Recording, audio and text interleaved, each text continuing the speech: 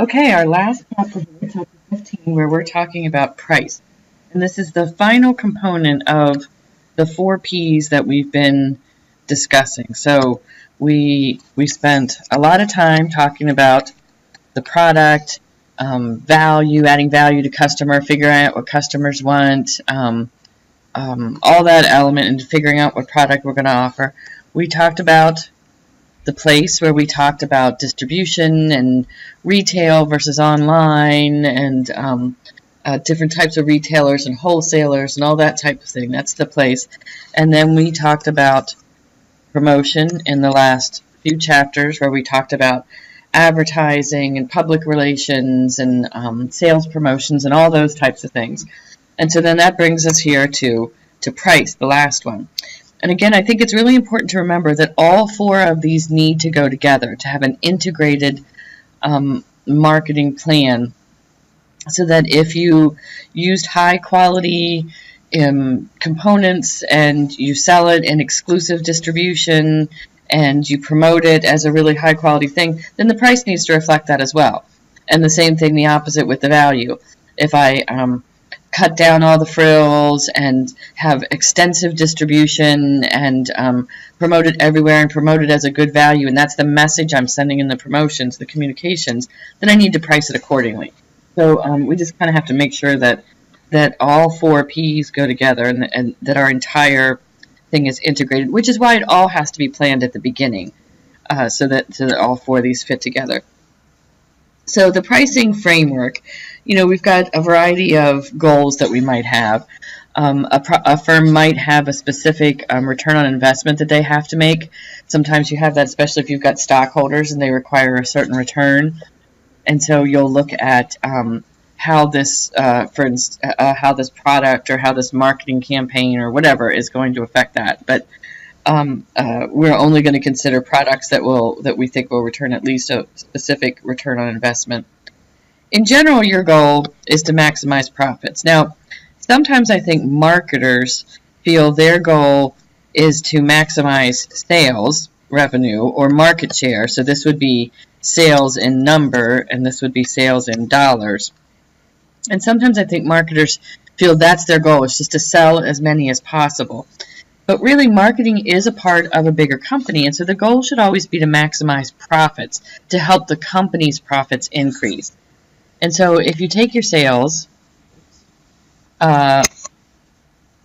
minus your expenses, that equals your profit. And so that's something that we need to consider, right? Increasing sales, if it's increasing the expenses even more, is not going to help your bottom line. If you put out the Super Bowl ad and it increased sales by $1 million, was that a success? Well, not if it cost you $3 million to do it. So, it's really, the profit really should be the key here. Some people, though, just kind of, when they're talking about pricing decisions, are just trying to meet the competitors. And again, that kind of depends on the type of market you're in. But that's another type of goal that you'll see. We are faced with this constraint right here in pricing. So we have to price it at least at what it costs us, right? We have to at least cover our costs, or we're going to lose money. On the other, so that's kind of our minimum bound. Our maximum bound, though, is up here. So this is the floor, and this is the ceiling. Customers aren't going to pay more than they think it's worth. So we have to find something in between there. And that's what we're going to do. And so let's talk about the things that we have to consider other than what it costs us and what the customers are willing to pay, the max they're willing to pay. Let's talk about costs first. All the costs have to be taken in. So the product development, even before it got produced, the testing, the packaging, the distribution. Do I have a store? Do I sell it online? How much I'm going to promote it? All these things are going to factor into the price. And where we are in the product life cycle can change this too, because we talked about at different stages of the product life cycle. We have to promote more heavily, or maybe increase the distribution. So when we talk about product costs, it's not just, the key components that go into it, but it's really all of these things that need to be reflected in the price. we really, in order to set our price, we have to understand our costs. We have to know exactly how much it costs us to produce our product or provide our service. This would apply to service as well, in order to know how to price it. And we were, in my accounting class, we just spent a good bit of time talking about this type of thing. So if you've had accounting, you've probably had this too.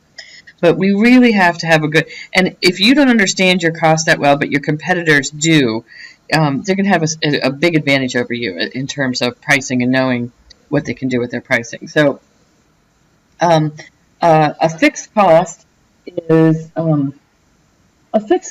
not something that never changes. It does not change with production. So a variable cost varies in direct proportion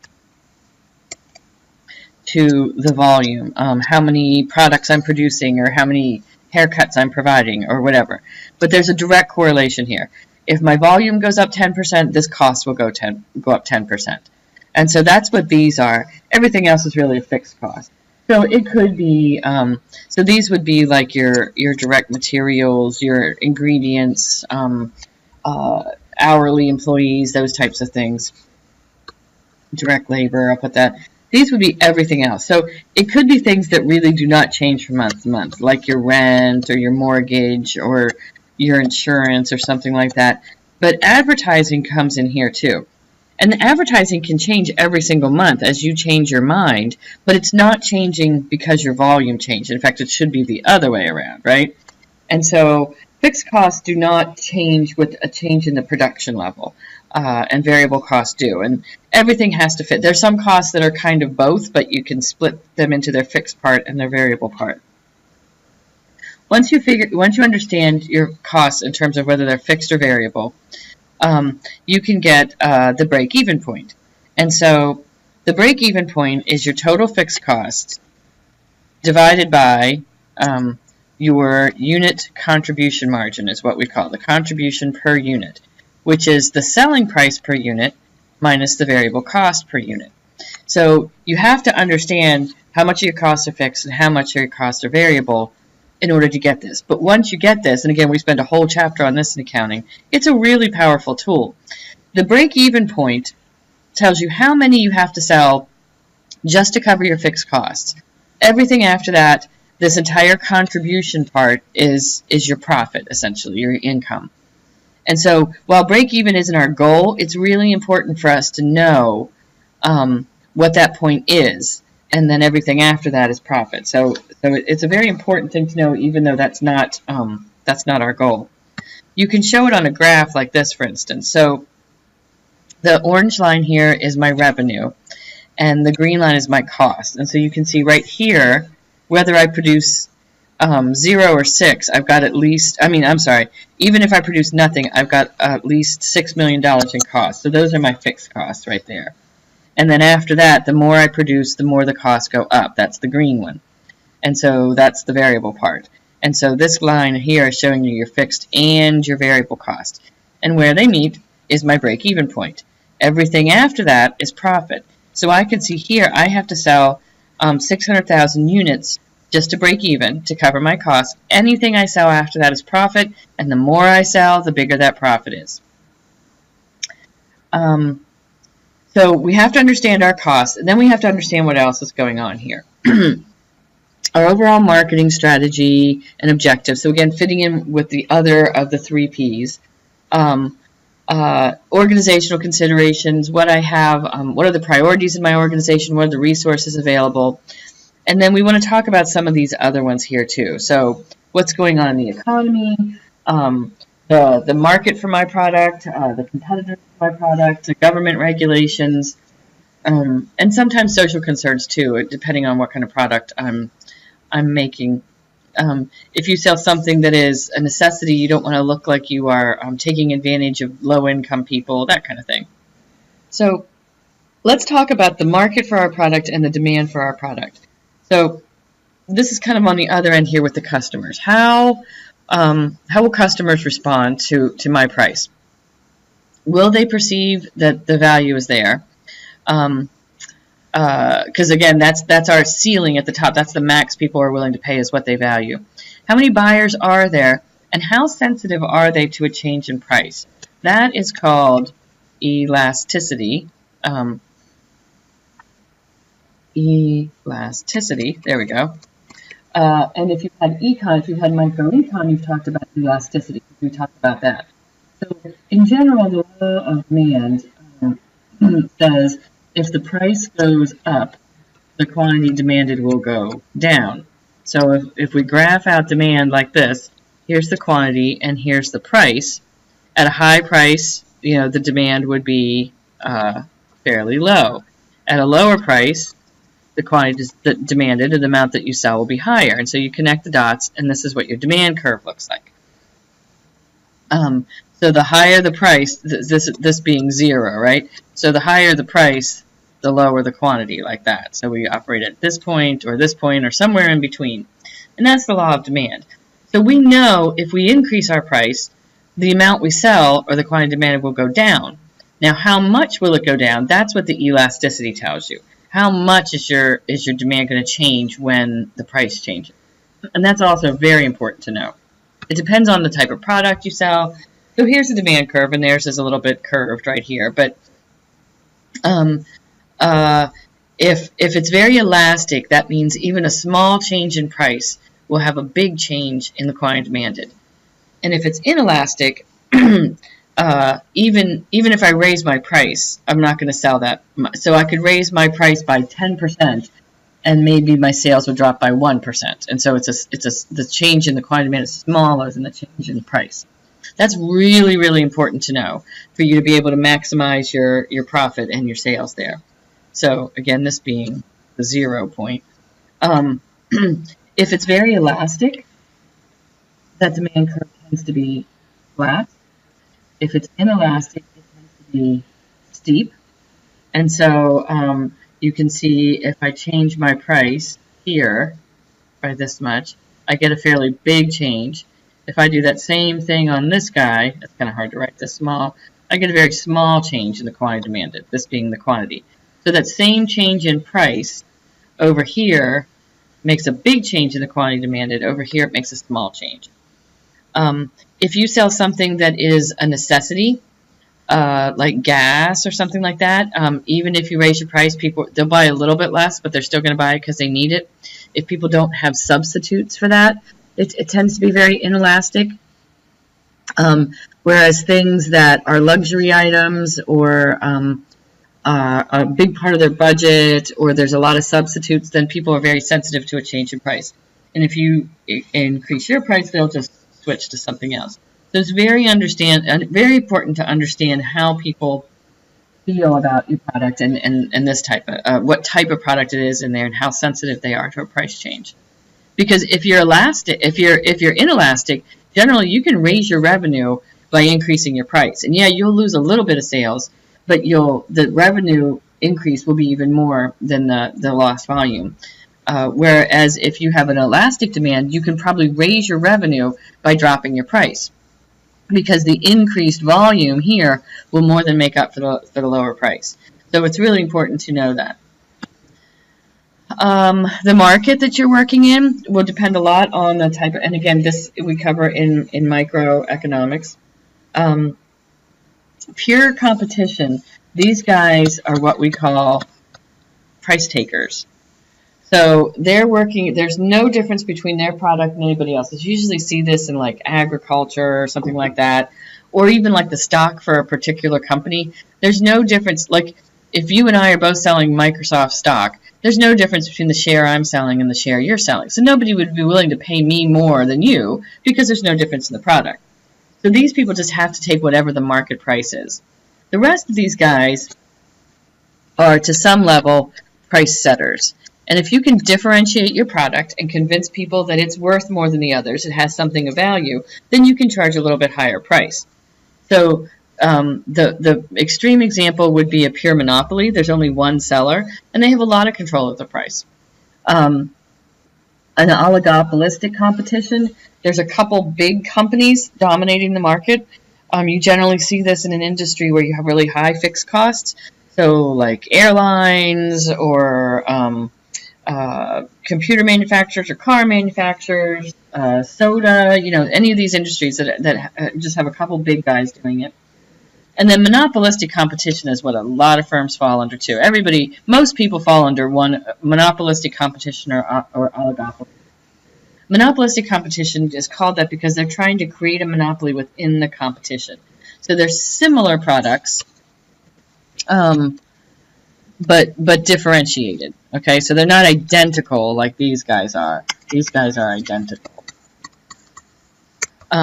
And so like restaurants or clothing stores or something like that, or hair salons, they're very similar in what they offer, but they're they're different. They try to create a little bit of difference, and the more difference that they can create, the more control they have over the price. So that pulls into that one too. The availability of substitutes. Again, if you're a monopoly, they don't have any substitutes, so this again affects that elasticity, or how much they will respond to a change in price. So if you're working in an oligopoly, your price very much depends on what your competitors are doing. They almost all stick very close together. So that kind of price matching thing that we saw earlier, you're more likely to see in an oligopoly. You do not want to get into a price war, because if one guy lowers the price, the rest of them will all lower their price, and they'll all just make less and sell the same amount they were selling before. So for these guys particularly, it depends a lot on what the other guys are doing. What's going on in the economy?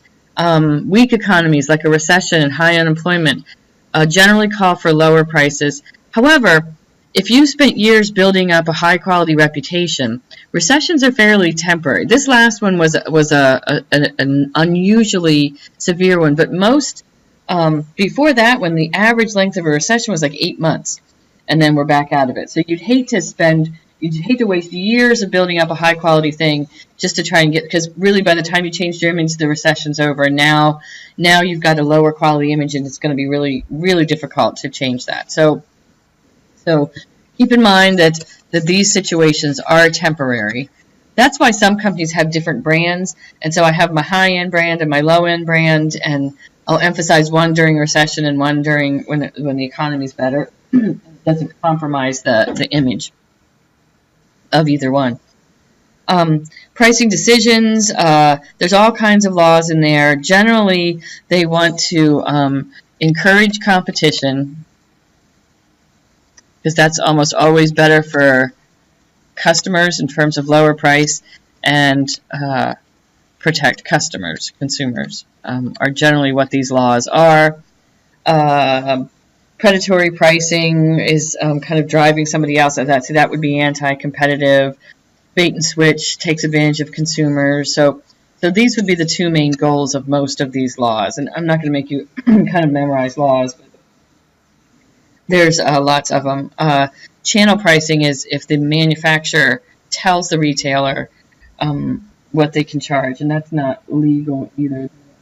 That's why you see like manufacturer suggested retail price, but they can't require their dealer to charge a certain price. That's what they call price maintenance, and that's not legal. Price discrimination is in some situations, price discrimination is illegal, charging different customers different products. If you can show that these customers behave differently, for instance, they have different elasticities, then that's legal. So, and again, like in retail, it's generally not going to be legal. I'm not going to go in and charge two different people two different prices for the same t-shirt. But if you look at any place that offers a senior citizen discount, that's price discrimination. I'm saying those people are more price sensitive, more elastic, and so I'm going to give them a lower price.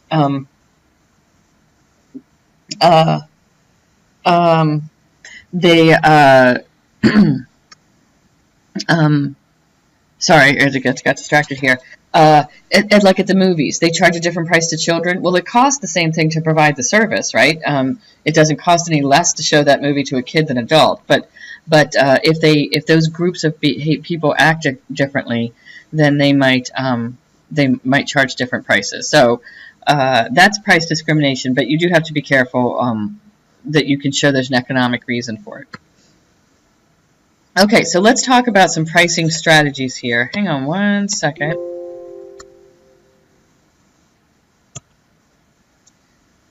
Okay, so now that we have all of our factors to considered, it's time for us to come up with a pricing strategy. So the rest of this is really on specific strategies. And we'll talk about, this is coming up with a new product, the price for a new product first, and then we'll talk about changes to an existing product after that. So the main two things there are price skimming, whereas initially I'm the first one to market, so I price it really high at first, and then as competition comes in, I will have to lower my price based on the competition. But when I'm the first one there, I price it really high. I grab as much profit as I can, and then I'll lower my price later. You see this a lot, like with electronics. I think with the first one there, it's a really high price, and then as more alternatives come around, the price goes down. The opposite of that is penetration pricing, where I set my price low at first. Again, I'm kind of the first one of the market. I price myself low to try to grab as much, either they're already in there, or even if I'm the first one, I'm trying to grab as much market share as possible so that when the competition comes in, I'm already the household name. Or, like I said, there's already a lot of competition in there. So you go in, price it low, and try to grab as much market share from your competitors as you can. There's not one right way. It depends a lot on the type of market you're in and the demand for your product and all the other things that we've talked about. Everyday low prices is another one. We charge it low. We plan to stay low the whole time. They use that. At least they convince you that you're getting everyday low prices. That's one of the things. And then you kind of train people to look for that too. There's other ones. There's lots of different pricing strategies in here. Cost plus pricing is a markup. If you're a price setter, you can do that. This really is the most common one. Here's what it cost me to produce my product. I want a 20% profit, and then that's the price. Odd even pricing. I price it $10.99 instead of $11, or $9.99 instead of $10 because it sounds cheaper, kind of a thing. That's kind of these are both here part of PSY, psychological. Sorry, I can't spell. Pricing. Sometimes I price it high just to make people think they're getting a better offer. My husband always falls for that one because he says, you get what you pay for, that kind of thing. And so if this one's more expensive, it must be better. So that's prestige pricing. Both of those are kind of psychological things because this one, it's not really like gas. It's always,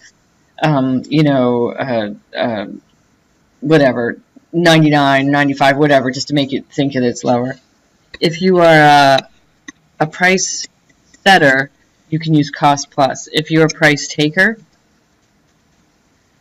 you say, all right, I have to go with the market demand. So I start with that, and then I back into so I say, all right, here's the max I can charge. Here's the profit I want. All right, I need to find a way to make my costs fit into this. So you're actually not setting the price, you're setting your cost. What else do we have here? Captive pricing, when two things go together. So like razor blades or printer cartridges is a perfect example of that. Once you buy that printer, then you're locked into getting those printer prices. Product mix pricing, again, I have two different things in the same product line, and maybe I price one a little lower to encourage the sales of the other one. Two different charges. You get this one a lot. It's this, but then the shipping and handling is whatever, which is more than the shipping and handling. Sometimes that can be a little deceitful because you think you're getting this and then you don't realize that's what you're doing. I can break it down into smaller payments. Promotional pricing is a short term. That would be, just like kind of putting it on sale would be promotional pricing. Who else do we have here? Leader pricing, you'll see this a lot with, this would be price leader or a loss leader. Sometimes you see it called a loss leader. I get you this just to get you in the store, and then I hope that you will, it doesn't have to be a loss, but it's a low price leader. Walmart and that kind of stuff will generally do that, or Sam's. They get you in, and then they hope that you make up for in volume what they lost in that one. Some of these others might be more business related. Sealed price bidding would be kind of a business to business thing. Online auctions can bid for that. Different types of auction-y things there. Those aren't going to be your more common one. Going rate, buyer pays the same regardless of where they get for it. So a lot of things are like that. Like I don't know, Apple products, or sometimes when the PS4 comes out, it doesn't matter where you go to get it, it's the same price. They're all the same. And then bundling is when I already did. Nope, I guess I didn't. I did captive. Bundling is when I mix them together at a lower price. So that would be like your Happy Meal, something like that. I put them together, and at least I think you get a lower price. Price adjustments. These are all business to business price adjustments. So raising or lowering my price after I've been on there. In business to business, it's common to see quantity discounts if you buy in larger purchases. Sometimes this tells you who pays for the shipping, the buyer or the seller pays for the shipping. So if it's FOB origin, that means the buyer is going to pay for it. If it's FOB destination, the seller is going to pay for it. What this indicates is when the buyer takes possession. So in this one, the buyer doesn't take possession until it reaches its destination. That means during shipping, the seller still owns it, and so the seller has to pay it.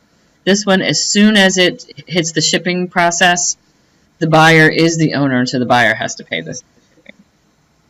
You'll also see uniform delivered price. A lot of them are doing that. Same thing, same price regardless of where it's going. Bounce back. The seller gives the customer discounts or coupons. Again, you're going to more likely see that in business to business things, but sometimes you see it in consumers. If I am initiating price changes to consumers, some things to think about are how the buyer is going to react to the change. Are they going to see this as a if you lower the price, is this going to be a reduction in quality? If you raise the price, you're going to lose customers. Do they think you're taking advantage of them, or do they think you're adding value here? How are the competitors going to react? Is the competitor just going to do the same thing, like I said in the oligopoly, and then everybody makes less money, or are they going to, retaliate in some other way? So anytime you change prices on any of these types of things, both your buyers and your competitors are going to react. So that's something else you need to consider. And so there's all the stuff in pricing, and that's it for 15 then.